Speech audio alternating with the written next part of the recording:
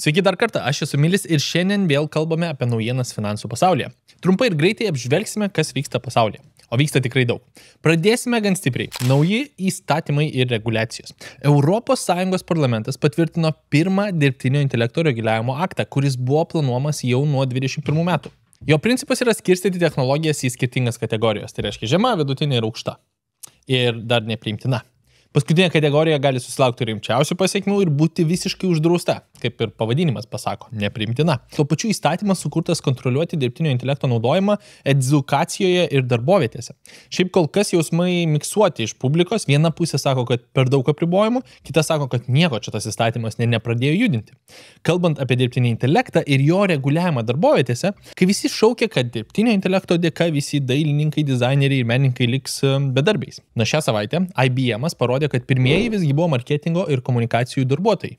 IBM tęsia savo planus pakeisti 8000 darbo vietų su dirbtiniu intelektu. Kol ES bando valdyti dirbtinį intelektą, Jungtinės Amerikos užsiima linksmesniais reikalais. Bando uždrausti TikToką.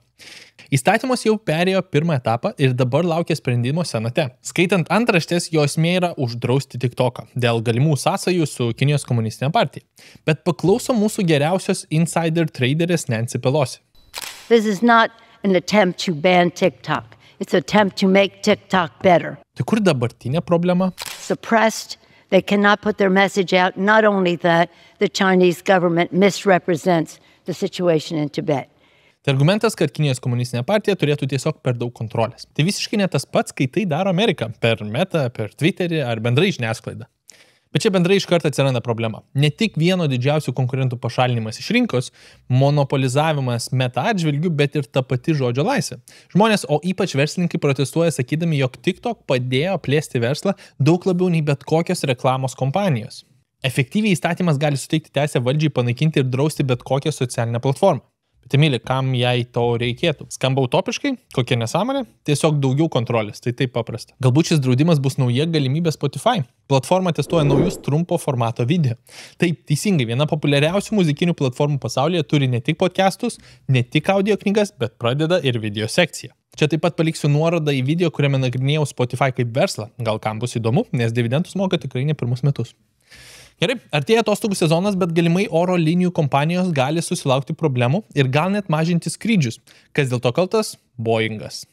Problemų kompanija turi jau senokai. Bet nuo šių metų pradžios jie tiesiog nesugeba dingti iš antraščių. Alaskan Airlines skrydžio metu išplėštos nenaudojamos avarinio išėjimo durys privertė lėktuvą nutūpti. Bet problemos nesibaigė. LATAM oro linijų skrydžio iš Australijos į Naująją Zelandiją metu lėktuvas pradėjo netikėtai kristi. Visgi pavyko jį sėkmingai nutupdyti. Pilotas teigė, jog jį buvo momentaliai praradęs visą lėktuvo valdymą. Juk čia tik lėktuvas, nieko ypatingo. LATAM spaudos atstovai teigia, jog tai buvo tiesiog paprastas gedimas. Nežinau kaip jum, bet man patinka stabiliai skraidintis ir kontrolės neprarandantis lėktuvai. Prie viso to buvęs Boeing darbuotojas, kuris tapo informatoriumi, buvo rastas nusižudęs savo mašinoje, prieš jam einant liudyti dėl Boeing einančios bylos. Sutapimas? Kažkaip labai daug čia sutapimų, atvirai pasakius.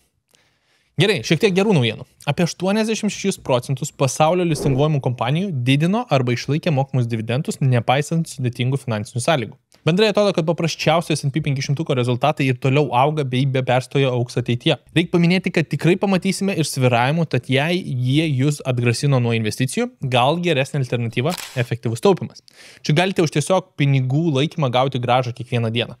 Paliksiu pilną video apie dienos taupimo planus čia irgi, jeigu norėsite pasižvalgyti būtent išsamiau, kaip tai veikia. Čia elementarius įrankis, kur galite efektyviai taupyti ir atsidėti pinigus tam, kad matytumėte grąžą per 24 valandas. Dar reikėtų paminėti, kad elektromobilių bumas atslūgsta ir rodos realybę kerta gamintomis per pelną. Mažėjant vartotojų paklausai ir elektromobiliams praleidžiant vis daugiau laiko aikštelėse, belaukiant naujų klientų, gamintojai pradeda lėtinti gamybos apimtis. Kaip ir logiška. Nors vis tiek numatoma, kad pardavimai elektromobilių pamažu kils per ateinančius metus, bet toli gražu ne tokiais tempais, kaip tikėtasi. Tęsiant apie elektromobilius, kaipgi naujienos be Elono Musko. Mažėjant paklausai ir pačiai kompanijai mažinant automobilių kainas, analitikai nemato didelio ateities augimo kompanijoje. Per šiuos metus akcijos kainos krito jau 30%. Pagal analitikus kompanija nebėra jau tokia ir magiška. Nejaugi iškris iš magiško septynetuko?